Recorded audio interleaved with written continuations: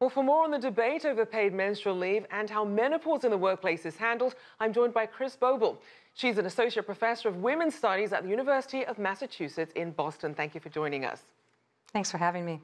So for people who are unfamiliar with this topic, help us understand some of the main ways that women's health issues can affect their productivity. Well, of course, health issues impact all workers' productivity, but the unique needs of women across the reproductive lifespan have been historically neglected. And we can think about menstruating bodies, lactating bodies, pregnant bodies, and indeed menopausal bodies. Typically, because of menstrual stigma, these bodily processes, particularly menstruation and menopause, have been neglected, ignored, and socialized into silence. So when companies, such as the ones that we talked about in the video package, acknowledge the needs of menopausal and menstruating women, it can really help those workers feel seen and heard in the workplace and can boost productivity. So if you're an employer looking at this issue, how does addressing this help the company as a whole? Well, I think it suggests real clearly, it puts embodiment on the map.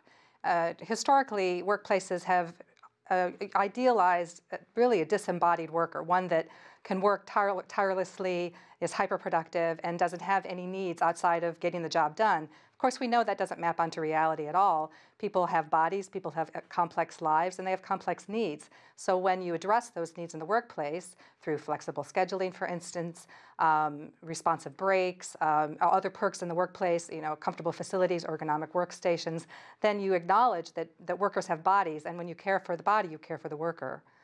Now, you tapped on some of the policies that companies are instituting to try and address menopause and also menstruation. Are there some countries that are doing a better job than others on this?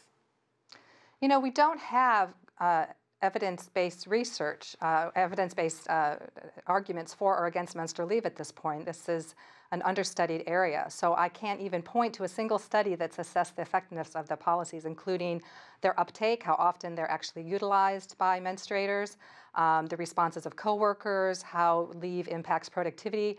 We really have a desperate need for research that explores these questions. Right now, policy is really being made in the dark. Now, some women have wondered that there might be a danger of backlash or stigma attached when you're taking time off if it's something related to your menstrual symptoms or to menopause. How can they deal with that, and what can be done to really break some of that stigma down? Well, I think you point to a really complicated issue, really at the nub of this debate, whether leave is pro-women or could be used to discredit women as workers.